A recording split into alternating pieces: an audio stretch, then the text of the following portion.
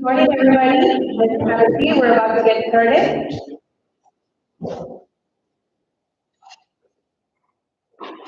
Welcome to 1 Million Cups, everybody. I see some new faces. Thank you for joining our community of 1 Million Cups. We're so excited that you're here this morning. We have a great presenter today, so we are doing a Monday, so there's a lot of room for networking, so please take advantage of that at the end of our program, of our day today. So again, welcome to 1 Million Cups. My name is Linda. I am the Director of Entrepreneurship Innovation and Compensation for the University of Texas here in Grand Valley. And before we get started, I have to tell you that the reason we are all wearing orange because today is BTRC's birthday.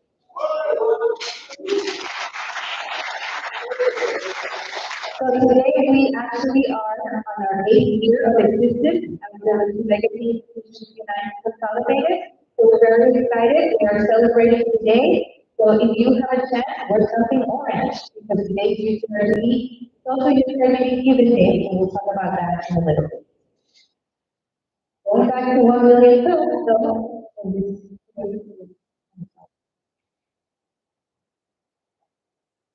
okay, so Water Cups is a national program. It is funded by the Kaufman Foundation. This program is basically for entrepreneurs to have an opportunity to present their journey to an audience or the community, and for us to build the community in the city of Brownsville and the surrounding region to be able to call and provide feedback to our so this is basically something that is done nationally, and we're very, very proud to be one of those schools here.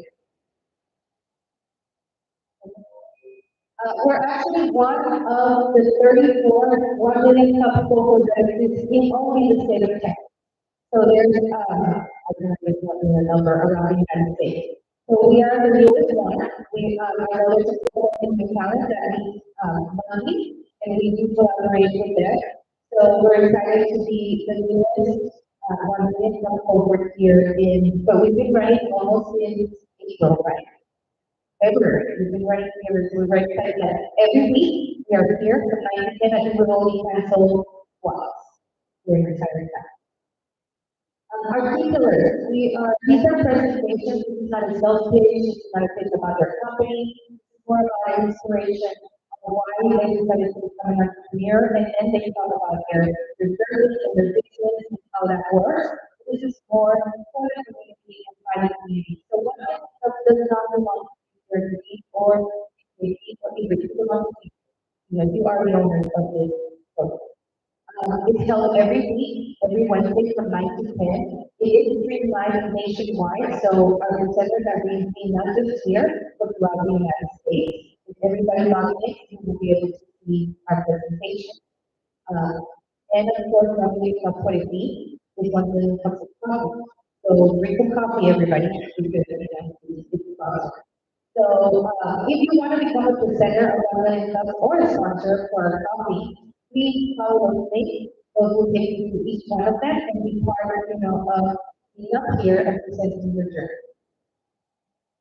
Our sponsor for coffee today is Farmers Insurance Group. Thank you, Armando. I'm not here today, but thank you, Armando, for sponsoring our coffee today. Everybody welcome to sponsor. So if you have any sponsorship questions, please talk to Becca Lam. She's right here. Yeah. Thank you. So at this time, we'll all silence our phones. And if you need to have a side conversation in your phone, you can really take that phone, please step outside so we can give the respect for our presenters as they present today. So today we're really excited. Our presenter today is Mauricio Pina. He is the proud owner of Polo Digital Marketing, and he will tell us the story. Welcome, Mauricio.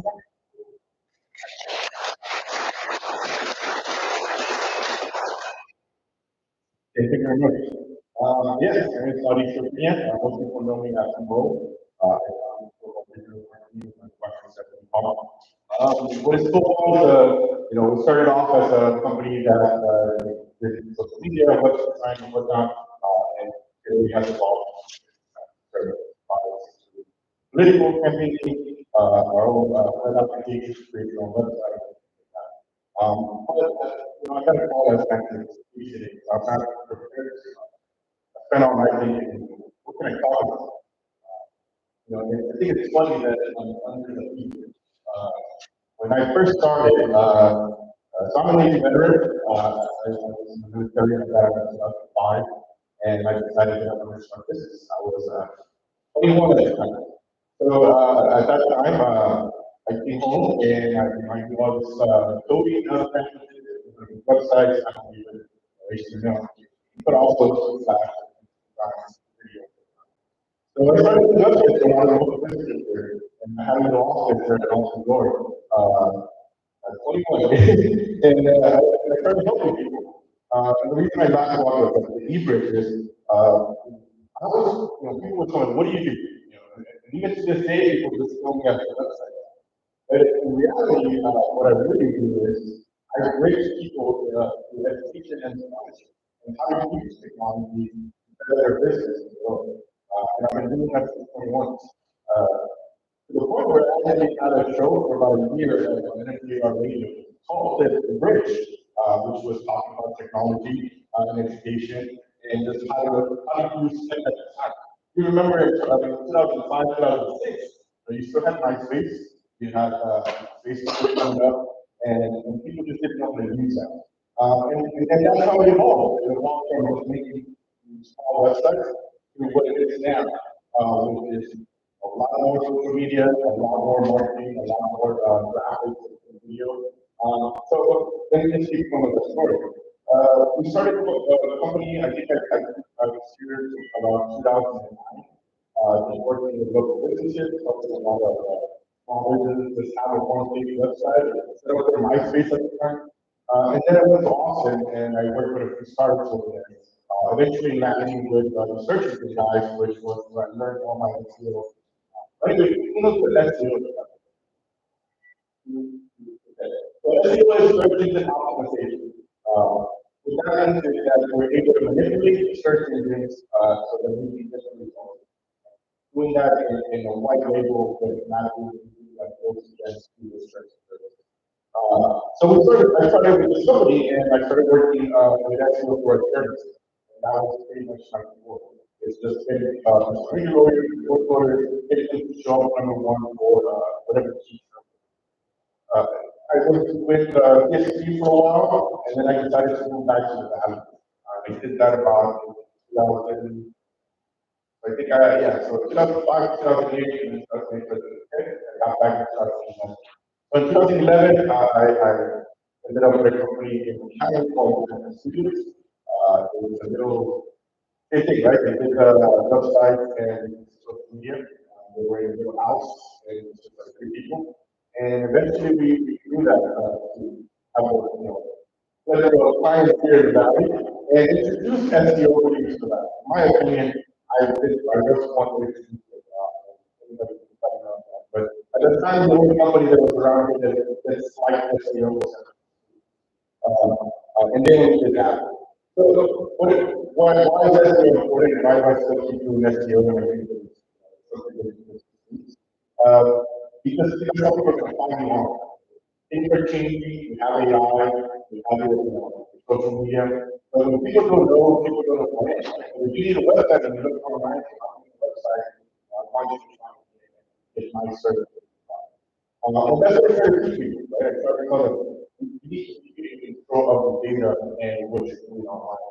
I think that that's a very important thing that sometimes we forget. I've had people that come to me where they don't have a website, and they have a Facebook, and they think that's important. And it is. But we want to make sure that you cover all your avenues as far as not only are you on your website, you have your social platforms, you have reviews, you have content that's talking about what you do and history. You do mining right now, Google, you're going to find a lot of things. There's that, and I think that that's important, right? Is that you want to be honest and truthful on what your business is and what you are, and then you let the people decide. So anyway, so after I got to the studios, I was with them for a while. I decided, what, it's time that I go back to my own business. And that was a hard choice, especially in the valley, because like, I was in the cabinet and I I just met my wife, and she lived in Bronzeville. I had to make a decision if I stay with Calvin or if I go back to Bronzeville and start starting this company. And that's what I did. I came back to Toronto and I left the American Studios and I connected with my partner Stephanie and we decided to do this on our own. And we did it. It was struggle for that. Anybody that is so clear, but at the beginning of this, it is a struggle. It's trying to make people, oh, what do you do? And explain to them the service of exactly what they're trying to do. I go to the same websites. A lot of people think that that's just something. There's so much more involved with that than just creating a website for you. It's understanding your audience, understanding the people that you want to come to your website, and then what do they do after that, right? So we found me and we have all your information out there. Are you easily accessible? If I contact you on the website, are you going to contact me back? Or if I call the number of the website, it work. I simply don't update their information. So that's what it is. I started making calls and just because I had some history here from 10 years before, I was able to connect with some of my old friends, family that had businesses, and slowly but surely we got to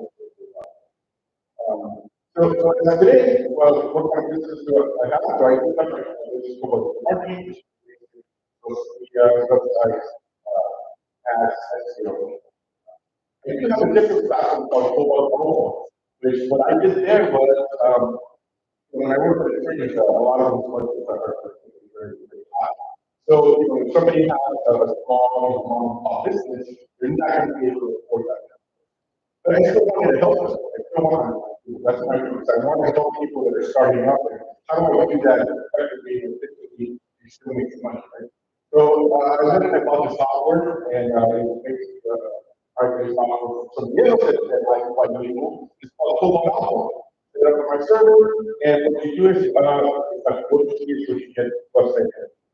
It's $30 a month, so I thought that was a good price point where you can try it out.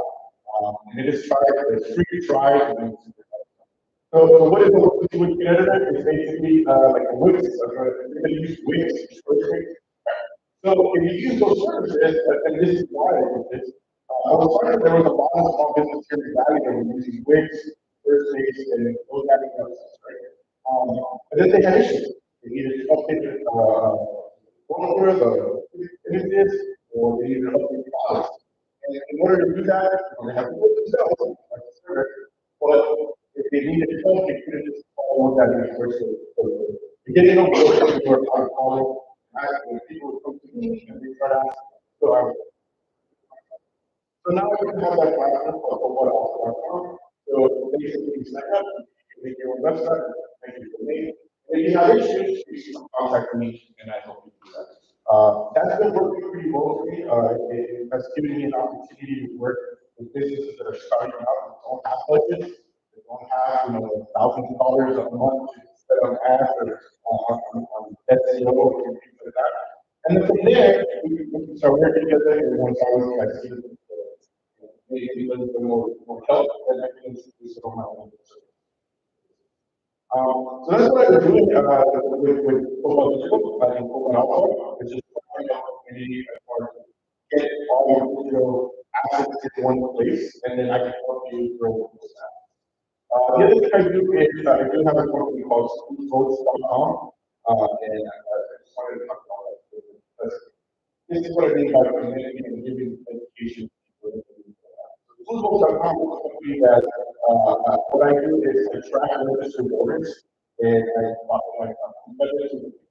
all the education employees here in Canada. For the past 15 years, I've been tracking this information, and I can say this, I'm the only one that has that information.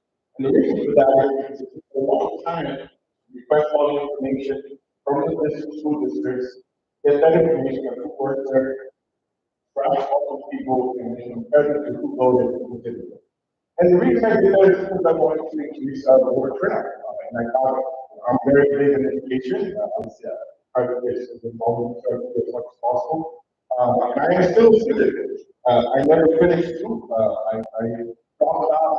I actually went to school in 2003 the first time. And then when I got out, I actually was at UTV as a computer science major. And then I dropped out again.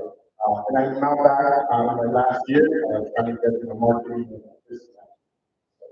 So anyway, education very important to me, and technology and education are not these for this good way that I can back by giving data to people and allowing them to see how their schools are doing in the trend. Every year, I also email all the superintendents to make and I show them the rankings. Quick story about that. Harley didn't really like me. They actually thought that I was doing something new, but this is also with data, right? So if you work for the Arlington School District, and you vote, you know who you are. And I know that I know where you work. I know that I'm sounding stupid, but pick it up with the law. And when I do that, I rank on those schools, right? So that if there's a school that is not doing so well, the superintendent might go and email them and say, hey, today is early voting. They have a day or your staff. So I've been doing that for a few years, and it has helped, in my opinion, get people out to vote and to get registered. It has a competitive edge, so if you look at the website, we rank all the districts and you rank all the schools within the district. So this is a part of the school, we want to get the voters around. So I don't know what else I can say here. I really like the committee. I really like to understand. I think technology moves so fast that if you just put your hands off the field for 1 second, you're going to miss it. Right? We have AI now. That's a big problem. I do use AI, by the way, for my clients. I do not use AI for content. I'm just here at Google and advise you because you're using AI content, meaning that you're literally writing blogs all over the AI content. That's just not, in my opinion, that's not good. Will I use AI for clients? I definitely use it to get ideas for keywords, what are people searching, sometimes to find different types of strategies that we can do with SEO and with ads. This way, the bot can give us more, we'll just get more data. And also just to organize costs. I don't know if you guys use this a lot, but I go meetings and take notes. And if I take those notes and put them in my staff, I do the tasks from that. So Ed Bob is actually really good at that. So you can just scribble on your notes and put them on the typing sheet and then put it in making. So yeah, I think my purpose here is to enrich whatever you guys don't know. And if you need technology, if you need media, you need SEO, I can help you with that and walk you through understanding how you can use technology to better your business, but also better your messaging that you're trying to get across to the So I think that this all I have. I don't have much. But I would rather take time to check the questions about what I do.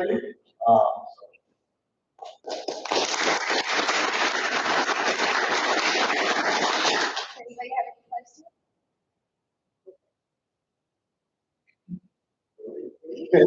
No,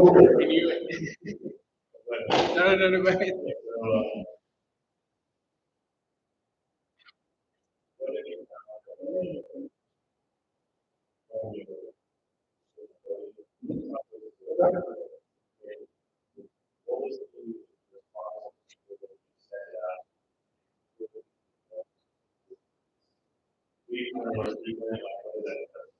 Yeah, so I don't want to type it right now. I'll tell you this one. So the goal there was to go out and get the stats. Right? I want all the schools to have the highest turnout, not only registered voters, but the highest turnout. This is the status of schools. Yeah, I can get, I've tried to get university data, but they're very tough to get that data, not just for employees, but for students, because with students, if I was able to get that data, it's like that. But yeah, the school district is really fast. So what I tried to do is, I did send out an email one time, and that's when Harvard did this really bad. But I did send out an email to them and say, hey, look, you know, you're going to do some mass election, and we think that it's important that you go out and vote, you know. People didn't like it. So let's go to this website. I would say right now it's mostly people that are interested in, you know, getting the vote out. I think that our traffic really comes more from the schools because I am pushing it for a lot of different types of, whether it's a superintendent or principals or whatnot, I do send it to them. I don't send it to most staff, but I do send it to the principals. So, yeah, I think it's mostly people that are interested, and that's the point, right? The point,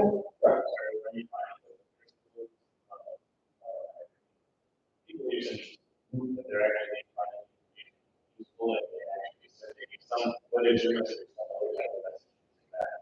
I think so, you know, and I think you know, politics is such a weird thing to talk about that we have to talk about it. You know, and I think that it's important that, especially in education, and I think that your social issues societal, to me, it's all about the educational aspect of politics, right? Like, how much funding are we going to get for X, Y, Z?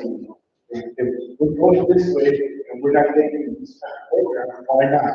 And in order to do that, you need to understand who's running and be able to vote for that. So, yeah, I don't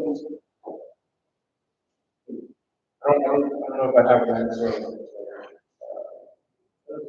But yeah, I think it's more about just being able to show that if you're in education, and if I'm trying to show my students that it's important, I think I need to be like that.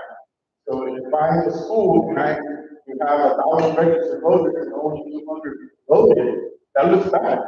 And you should know that.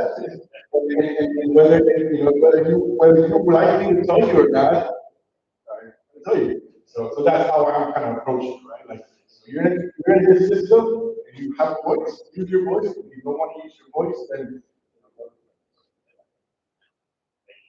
So, any other questions? What I do, Yes. I don't speak to them. Okay. When I made computer studies, that someone that needs and knows how to want to engage in their own board. I recently opened my own business, but I am still in learning years. So where should direct me to start getting knowledgeable in how to navigate through the different websites, etc. As someone that wants to learn, I rely a lot on my husband, so I was left in the middle of the ocean, and I want to engage. What would you direct me to? But the first thing, One that is, yes, the first thing I want to advise is to stop being on your phones, to scroll and start creating. I always say, stop consuming and start creating. What does that mean? I mean, people that follow me, I try to post as much as I can so my face is out there that people know what I do. Some people, I do some bad jokes every once in a while so that it's something going. But that's at least if people see me. So I think the first thing is you know, get on your Facebook, Instagram, wherever you're starting from. Okay. What's your business? medical billing. Okay, so that's a very specific, you know, kind of business, right? So your clients have to do with the conference. Yes, So more than likely, I would probably go to LinkedIn. I would start posting on LinkedIn on what you do and who you're going to do, what type of work you do, because that's where most of these software is. Yes, Facebook, Instagram, I'm sure there's have accounts there. But then, you know, if you're trying to target the people who go to LinkedIn, what else can I do on LinkedIn? I would start, you know, going through finding type of, let's say, HR. there's three cars and there's a little town that says, and then you find all the people that work at the job. And then you start adding them and adding them and start posting content that's going to be relevant. I don't think this day and age needs to be so technical per se. I think it's just we don't understand the video. And I think that's what I always try to do is, people come to me and say, I want to post this, I want to do that. I'm like, why do you want to post this if that type of person is not going to like this video, right? So I think understanding your audience, understanding what your messaging is to that audience is the most important thing. And then you figure out what tools to use. So now you've been posting on LinkedIn for the past 3 months. You've been showing, talking about your work, you do some videos about what you're doing. You got some followers. Then you start building your website. That's why I say website is important. Because now, now that you have some people actually looking at you looking at your content, then you share your website, and that's when you want to make sure that your website has all the information that your potential customer has. So, I always like to say that there's four things in a website that you can have. There's four types of people that look at the website, right? You have your impulsive people, you have your people that really look at the reviews and what you are. You have your competitive people, who want to know what you're best. And then you have your more product people that really like what type of service you do, what type of, that they really get it, so they need to do. So you need to have all the four. You need to have your phone number, your email, your address, easily accessible right away for most people that just want to call you. You want to have maybe some reviews so that, the choice of using all right, example. Maybe some awards, that says that, hey, or maybe just trip around, right? I don't know anything about that with me, but if you were the that very XYZ, you can put that on the website. It's good, right?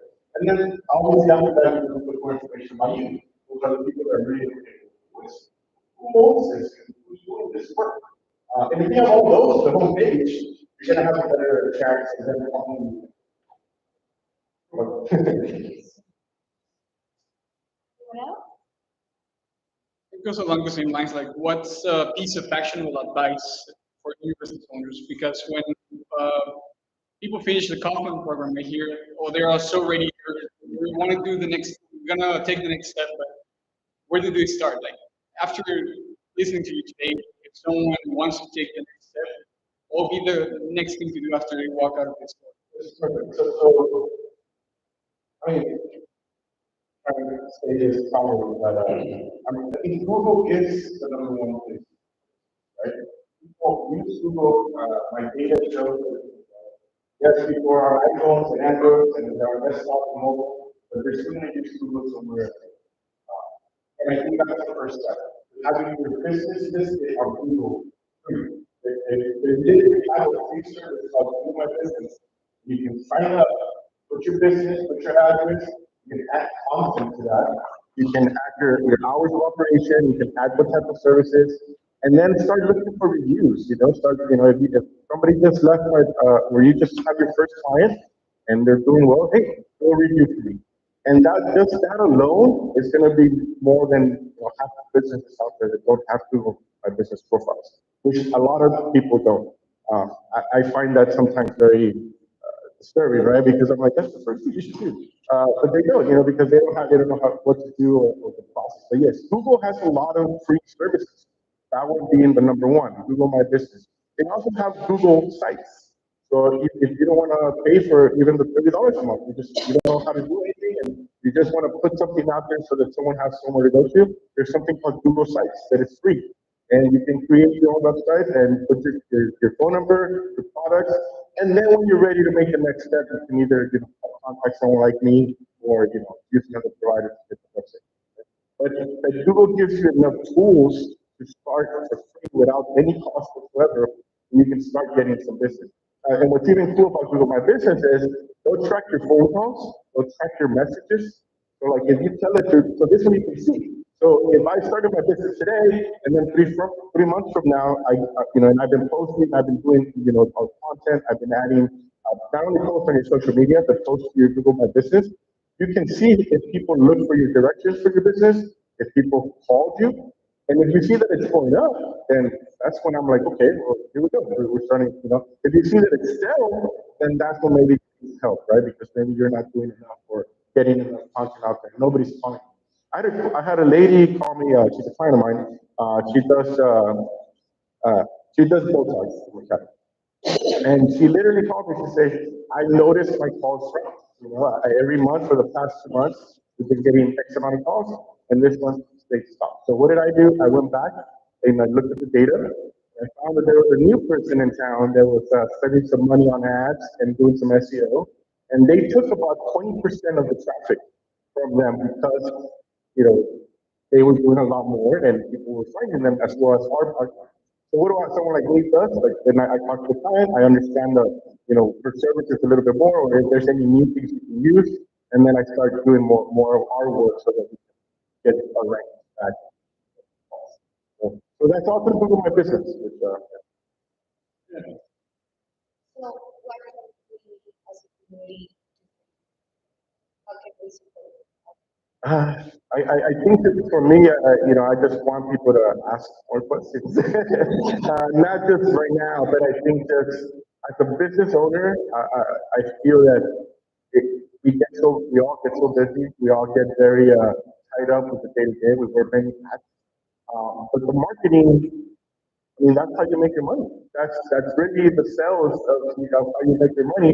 And I always find it funny that that's the first thing people cut or forget about the things they cut. And in my opinion, that's when you really ramp up more. And it doesn't have to be monetary. Yes, marketing costs money, but it also costs time if you don't have money. As long as you have some of that time, you can do things that might be more expensive in another scenarios. So what I'm trying to say is that and the guys that know me here use me as a resource. Message me, call me, whatever it is. If you have a question, I'm right here. And I think that some of my even my clients sometimes don't do that, right? They wait to the end and then they're like, hey, I noticed that this person, this competitor is out. What do we need to do? And I think that's my point, right? Like, you communicate with people that might, might be more helpful, right? So if you have a question like what you just asked, like what can I do? Then ask them, or ask someone like you, right? And then just educate about your customers. I think that's the other thing I really try to teach or to tell people is that understand your audience, and then you can use the tools that are out there to better get those audience. Just like I told you about LinkedIn, right? Like, are you on LinkedIn? Are you on Facebook though? Okay. Okay. So yeah, so putting your focus on a platform that might not have your audience. Not only now you're spending time making posts and videos and reels, but that time is not being you're not seeing the value of that time because your audience is not on Facebook. Your audience is on LinkedIn or Instagram, for example. There's some people that sell retail, or restaurants, bars. I mean, what really is going to sell your product? Well, the visuals. So you want to make sure that your Instagram is up to date. Maybe not so much on your Facebook, maybe not so much on LinkedIn, but that your Instagram has proper photos, they're edited well, that they're showing off your product or your service. You're trying to show this specific audience. I think that's the most important thing. So I think so. What can you all do? Just ask questions and just educate about what you're trying to achieve and what your audience and what tools are out there, and then use those tools better. We have one more. Yes.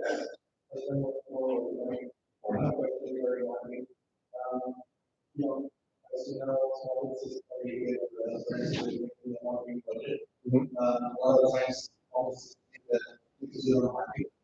And they don't do our own industry or our own, medical, what advice do you have for small businesses that maybe what they can do to like better? Repeat the last question. What can? What can they do? What advice can you give for people that don't really get What can I do to people people that don't have a marketing margin, or What advice do you give small businesses who don't give the importance of it? oh, they don't give it importance? Yeah, I mean, I think again, it's about education. Like, do you know the numbers in your business? And that's something that I actually had to learn the hard way.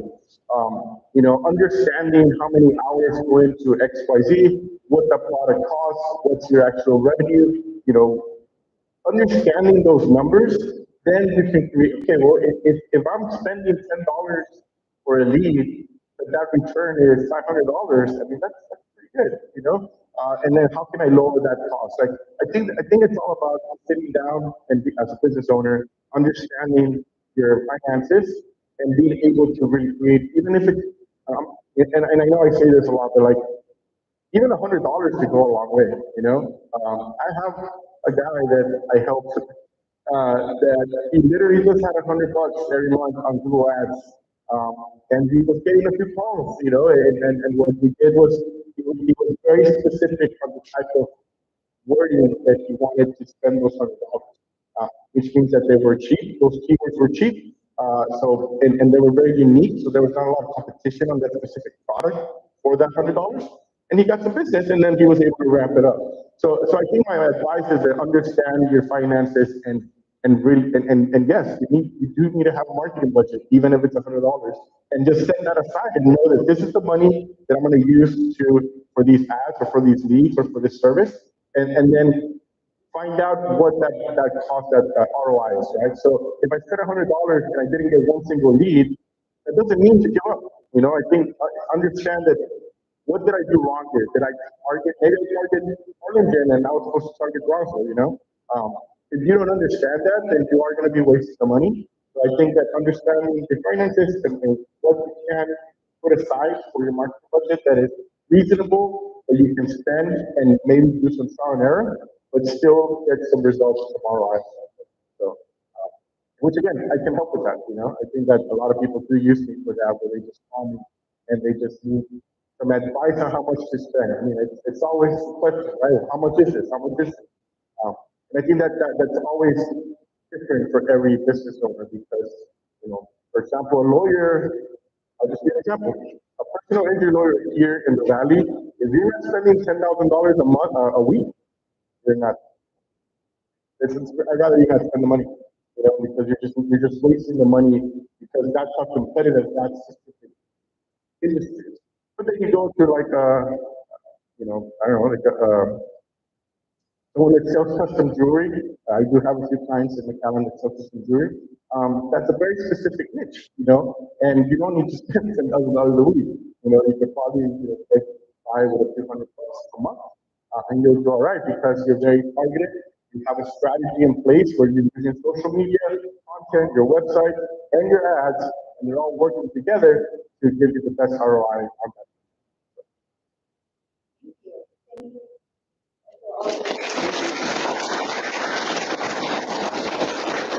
Well, that was great. That's a great presentation, a great recommendations and insights. So connect with Mo at the end of our, day today, so you can kind of network with him. If you have any additional questions, you can, kind of, reach out to him also. So that is his social media right there. Take advantage of that, and this is a great, not just resource for you, but also mentor. So thank you so much for presenting today. Oh, he is a member of the eBridge community, so you can always find him here at eBridge. And if you decide to become members of the eBridge community, you can have access to him all the time. So be part of the community with us. I'm going to go over some upcoming events that we have.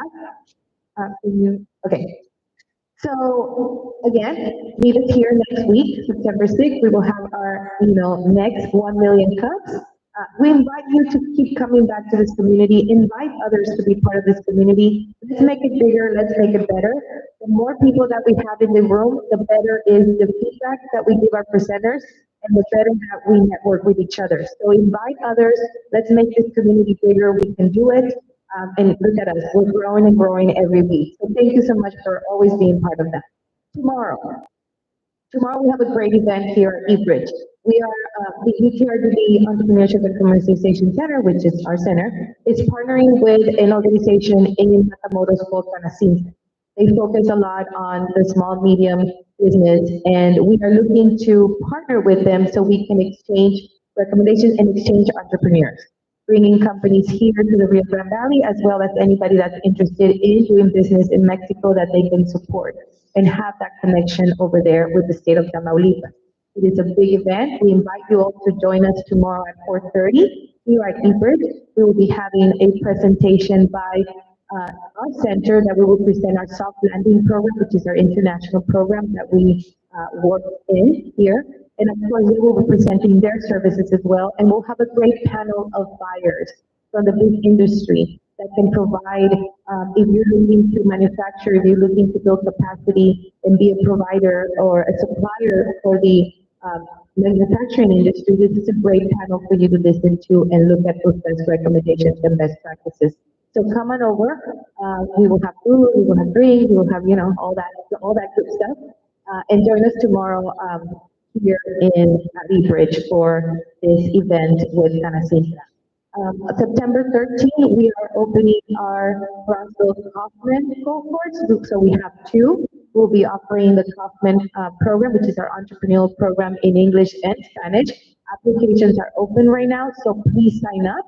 This is a 7-week program, but it is a fantastic program, a foundation for you if you're starting a business or if you're growing a business. So it goes both ways. So join us for that.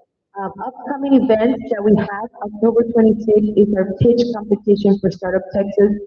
This is a special one. It's for companies that are looking to seek funding from the Small Business Administration under the SBIR and SDTR program, which is research money. So we invite, if anybody, I know applications are closed on that, but if you have questions on our next cohort, please ask us for that. And on December 14th, we will have our Startup Texas pitch competition for emerging industry. I believe that's still open. Oh, sorry, it already closed, sorry. But you know the people, so. Let us know if you are interested, but we invite you to come and see this event so you can see what this is all about. These are a combination of 10 to 12 weeks of work with this company. We'll go through very intensive work in preparing them for their pitch, but also preparing them to have a growth plan or a development plan for their business or their venture or their concept.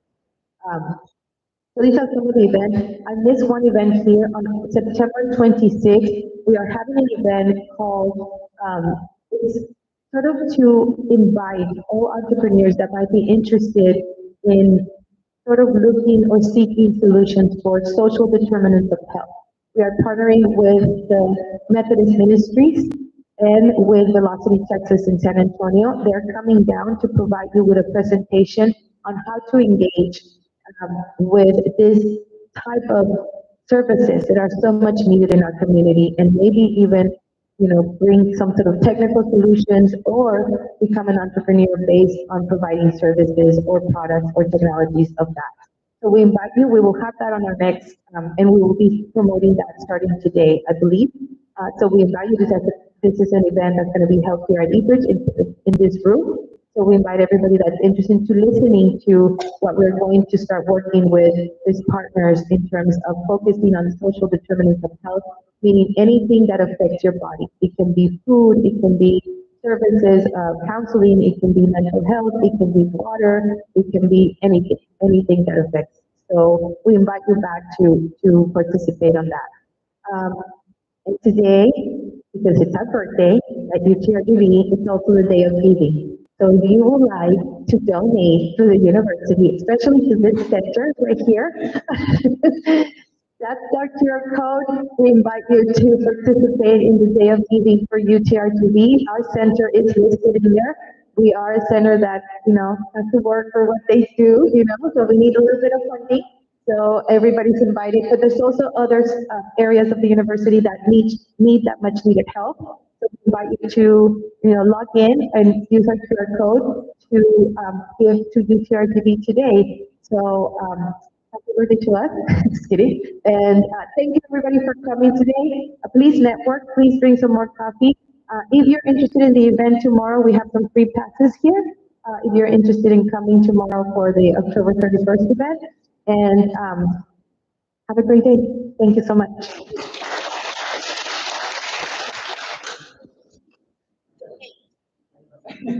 Please come up.